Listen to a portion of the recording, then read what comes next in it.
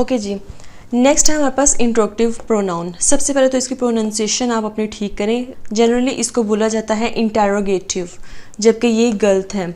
Interrogative is the right word. Interrogative pronoun ये WH family से belong करते हैं। It is use to ask question. Question करने के लिए हम इंट्रोगेटिव प्रोनाउन को यूज़ करते हैं, जैसे कि what, which, who, whose, why, how, ये सब क्या है, WH फैमिली से बिलोंग करते हैं और ये इंट्रोगेटिव प्रोनाउंस हैं। ठीक है, एग्जाम्पल्स हम देखते हैं। व्हेन आर यू कमिंग, तुम कब आ रहे हो। व्हाट आर यू डूइंग, तुम क्या कर रहे हो। हु इज़ टेलिंग अ लाई, कौन झूठ बोल रहा है। ये इसके कुछ एग्जाम्पल्स हैं। अब कन्फ्यूजन यहाँ पैदा होगी कि व्हाट कहाँ यूज़ करना है, विच कहाँ पर यूज़ करना है, हु कहाँ पर यूज़ करना है, हुज़ कहाँ पर यूज़ करना है। और इसके अलावा आपके जहन में एक क्वेश्चन ये भी आएगा कि हु, अभी हमने पीछे पढ़ा कि ये रिलेटिव प्रोनाउन है, तो ये इंट्रोगेटिव प्रोनाउन में भी आएगा। तो हम कैसे डिफ्रेंशिएट करेंगे कि ये रिलेटिव है या ये इंट्रोगेटिव है। एक चीज़ तो ये याद रखें, इंट्रोगेटिव प्रोनाउन के एंड पे हमेशा क्वेश्चन मार्क आएगा, और दूसरी चीज़ ये कि ये हमेशा सेंटेंस के शुरू में आएंगे। ठीक है, व्हेन, व्हाट, हु, हुम, और ये क्वेश्चन मार्क इसके लास्ट में आएगा। अब हम इसकी एग्जांपल देख लेते हैं कि ये इंट्रोगेटिव कब कहलाएगा और रिलेटिव प्रोनाउन कब कहलाएगा। जैसे कि मैं एग्जांपल लेती हूँ। अब इन सेंटेंसेस में देखिए आप, this is the boy who help me yesterday. अब क्या इसमें क्वेश्चन पूछा जा रहा है? सबसे पहले तो आप खुद से पूछें, क्या इसमें क्वेश्चन पूछा जा रहा है? नो। क्या ये हु सेंटेंस के शुरू में है? नो। क्या इसके एंड पे क्वेश्चन मार्क है? नो। क्या ये एक क्वेश्चनिंग सेंटेंस है? No. This is the boy who helped me yesterday, ये वो लड़का है जिसने मेरी कल मदद की। ये आप दो सेंटेंस को आपस में मिला रहा है, रिलेट कर रहा है, तो ये क्या है? रिलेटिव प्रोनाउन है। हु कैन डू इट, यहाँ है क्वेश्चन पूछा जा रहा है। ठीक है, हु कैन डू इट, ये कौन कर सकता है। ये आपको साफ पता चल रहा है कि क्वेश्चन पूछा जा रहा है, तो ये इंट्रोगेटिव प्रोनाउन है।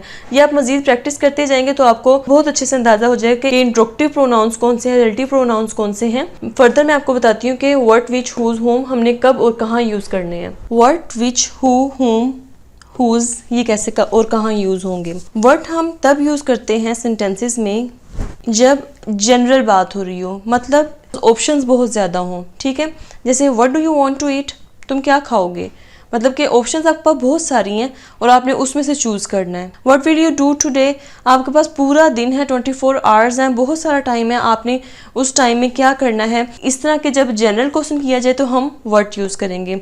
विच हम तब यूज़ करेंगे जब हमने किसी स्पेसिफिक चीज़ की बात करनी हो, जैसे कि मेरे पास दो ऑप्शन है, एक पिज़्ज़ा है और एक बर्गर है, तो मैं कहूँगी which do you want to eat, मतलब तुम इन दोनों में से क्या खाना चाहोगे। ठीक है, which do you want to eat जब आपके पास स्पेसिफिक ऑप्शंस हो, यहाँ पर जनरल ऑप्शंस हो। ये हु और होम जो है ना, ये आई और मी की तरह है। हु हम as a subject pronoun use करेंगे, होम हम as an object pronoun use करेंगे।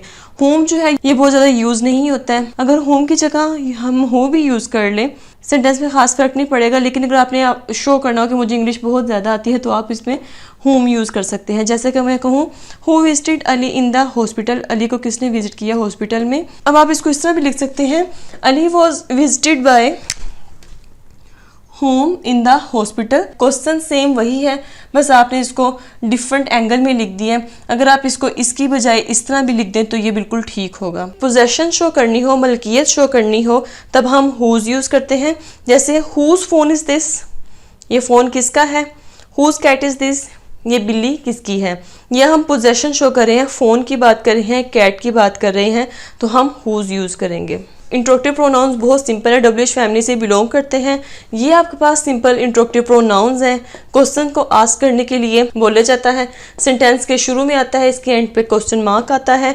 एक चीज़ याद कर लें कि ये इंट्रोगेटिव प्रोनाउन किसी भी चीज़ को रेफर नहीं करता, ये सिंपल क्वेश्चन आस्क करने के लिए यूज़ किया जाता है। नेक्स्ट है हमारे पास इंडेफिनिट प्रोनाउंस। इंडेफिनिट प्रोनाउंस आपको नाम से ही पता चल रहा होगा कि ये इंडेफिनिट किसे कहते हैं, गैर यकीनी, जो किसी स्पेसिफिक चीज़ के बारे में बात ना कर रहा हो, जनरल पर्सन्स या थिंग्स की बात करेंगे। इट रेफर टू पर्सन्स और things in a general way. General वे में एज अ होल पर्सन्स और थिंग की बात करेंगे, किसी हम स्पेसिफिक थिंग को हम डिनोट नहीं कर सकते इंडेफिनिट प्रोनाउंस में। ठीक है, अब कुछ इंडेफिनिट प्रोनाउंस होते हैं, लेकिन उससे पहले आप ये देख लें कि आप एक चीज़ याद कर लें, एनी, एवरी, नो, सम, बडी, वन, थिंग। अब ये इंडेफिनिट प्रोनाउंस कैसे बनते हैं, अब इन सबको anybody, everybody, nobody, somebody, anyone, everyone, no one, someone, anything, everything, nothing, something. ये तकरीबन आपके 12 प्रोनाउंस बनेंगे। ये सब क्या है? इंडेफिनिट प्रोनाउंस हैं। नाम से आपको पता चल रहा है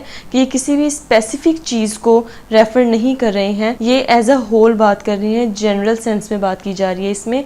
अब इसको एग्जांपल्स के थ्रू समझते हैं। Somebody has stolen my pen, किसी ने मेरा पेन चुरा लिया है। किसी को नहीं पता कि किसकी बात की जा रही है, वो समबडी मतलब जनरल बात कर रहा है, ठीक है। तो ये क्या है? इंडेफिनिट प्रोनाउन है। Did you ask anybody to come, anybody यहाँ पर क्या है? मतलब कोई स्पेसिफिक इंसान नहीं है, जनरल लोगों के बारे में बात हो रही है, इसीलिए हमने यहाँ पर एनीबडी यूज़ किया है। Everybody is invited to the party, हर कोई, आप में से हर कोई। इन प्रोनाउंस की क्वालिटी ये है कि even if you are speaking about everybody, 100 लोग भी हैं, एवरीबडी को हम as a singular noun deal करेंगे। समबडी सिंगुलर नाउन डील करेंगे, एवरीबडी सिंगुलर नाउन डील करेंगे। Neither of you were able to help me, neither of you, तुम में से कोई भी इस काबिल नहीं था जो मेरी मदद कर सके। नीदर ऑफ यू मतलब कि यहाँ पर जनरल बात की जा रही है, यहाँ बहुत सारे लोग हैं लेकिन हम उनको collectively as a singular noun use कर रहे हैं। Do good to others, others में बहुत वसी आपकी कैटेगरी है, किसी एक इंसान के साथ अच्छा करने को नहीं कह रहे हैं, यहाँ पर जितने भी लोगों के साथ आप अच्छा कर सकते हैं, डू गुड टू अदर्स, उनके साथ अच्छा करें। सिंपल इसमें क्या है कि इंडेफिनिट प्रोनाउंस जनरल सेंस में इसमें बात की जाती है, रेफर करता है जनरल वे में पर्संस और थिंग्स को। और इसकी दूसरी चीज इंपॉर्टेंट ये है कि इसको as a singular noun deal किया जाता है सेंटेंसेस में।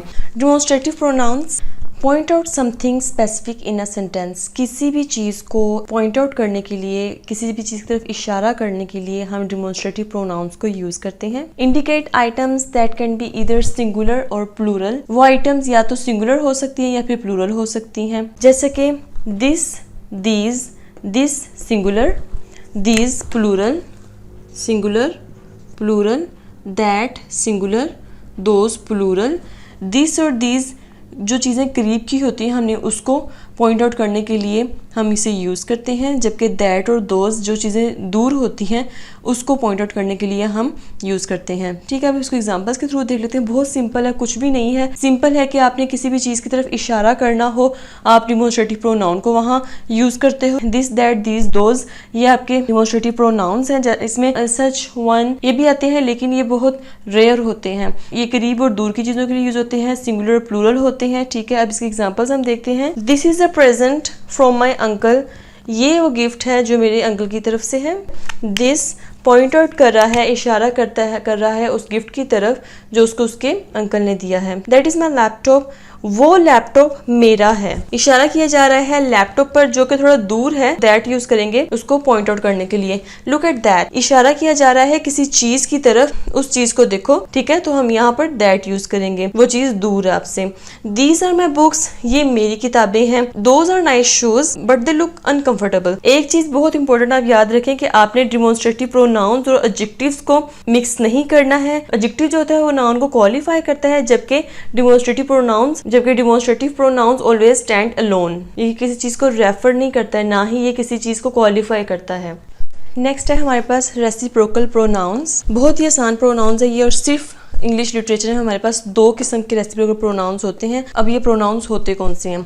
Indicate a mutual relationship between 2 subjects, ये इंडिकेट करते हैं रिलेशनशिप 2 या 2 से ज्यादा सब्जेक्ट्स के दरमियान। ठीक है, इंडिकेट 2 और more people are carrying out some action of same type, ये इंडिकेट करते हैं 2 या 2 से ज्यादा लोग कोई एक्शन कर रहे हैं जो कि एक ही तरह का है। 2 चीजें आप इसमें देख लें, रिलेशनशिप शो करता है सब्जेक्ट्स के दरमियान, इंडिकेट करता है उस सेम टाइप ऑफ एक्शन को जो कि लोगों के दरमियान परफॉर्म किया जा रहा होता है। 2 किस्म के हमारे पास रेसिप्रोकल प्रोनाउंस हैं, एक है each other, second one is one and other. अब एग्जांपल्स के थ्रू हम देखते हैं। Zara and Heera were talking to each other in the class, Zara और हीरा 2 हैं, 2 लोगों की बात हो रही है, तो यहाँ पर हम क्या यूज करेंगे? Each other. The students congratulated one another after giving speeches, one and other students, यहाँ आपको नहीं पता कि कितने स्टूडेंट्स की बात हो रही है, तो यहाँ पर क्या है, एक से ज़्यादा स्टूडेंट्स हैं, और यहाँ पर वन एंड अदर यूज़ होगा जब हमारे पास दो से ज़्यादा सब्जेक्ट्स होंगे। Muslims respect one and other, मुसलमान एक दूसरे की रिस्पेक्ट करते हैं। मुसलमान एक पूरी कम्युनिटी है, ठीक है, ये कोई दो लोग नहीं हैं, तो यहाँ हम क्या लगाएंगे, वन एंड अदर लगाएंगे। सो सिंपल रेसिप्रोकल प्रोनाउंस बहुत आसान है, इससे इंडिकेट करते हैं म्यूचुअल रिलेशनशिप किसके दरमियान, सब्जेक्ट्स के दरमियान। Same type of action indicate करते हैं किसके दरमियान, लोगों के दरमियान, दो या दो से ज़्यादा लोगों के दरमियान। दो रेसिप्रोकल प्रोनाउंस है इंग्लिश में, एक है ईच अदर, दूसरा है one and other.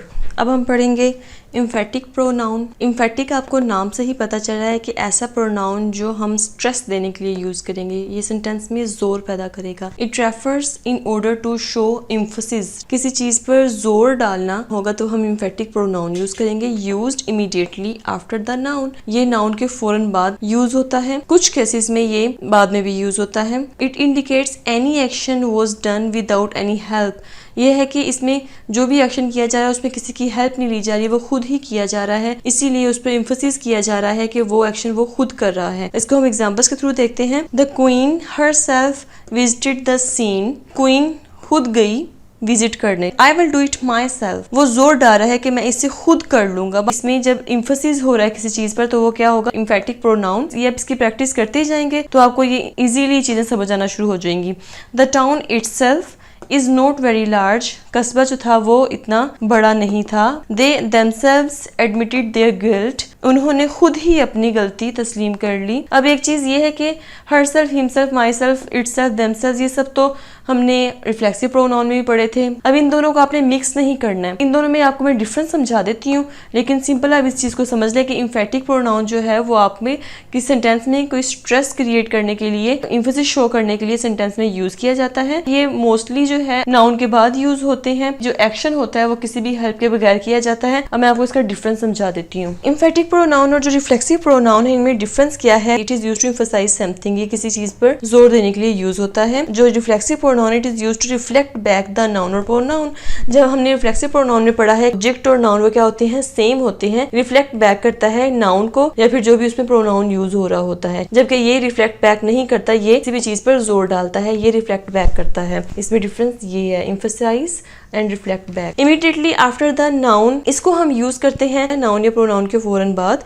Take the place of both the subject and object pronoun. जो रिफ्लेक्सिव प्रोनाउन है ना, ये एज अ सब्जेक्ट प्रोनाउन भी यूज हो जाता है और इसको हम एज एन ऑब्जेक्ट प्रोनाउन भी यूज कर सकते हैं। ठीक है, इसकी एग्जांपल आप देख लें। He himself made the cake, यहाँ से आपको ये क्या पता चल रहा है कि ये क्या है, इम्फेटिक प्रोनाउन है। हिमसेल्फ, उसने खुद केक बनाया। He made the cake for himself, उसने खुद के लिए केक बनाया। ठीक है, ये हमारे पास क्या आ जाएगा, रिफ्लेक्सिव प्रोनाउन। उम्मीद है आपको प्रोनाउन की टाइप्स बहुत अच्छी तरह से समझ आ चुकी होंगी। कोई कंफ्यूजन हो, कोई क्यूरी हो, आप नीचे कमेंट बॉक्स में अपना क्वेश्चन मुझसे पूछ सकते हैं। जी, अब मुझे इजाजत दें, अब मैं हाजिर होंगी एक नई वीडियो के साथ, एक अच्छे से लेक्चर के साथ। अपना बहुत ख्याल रखिएगा। अल्लाह हाफिज।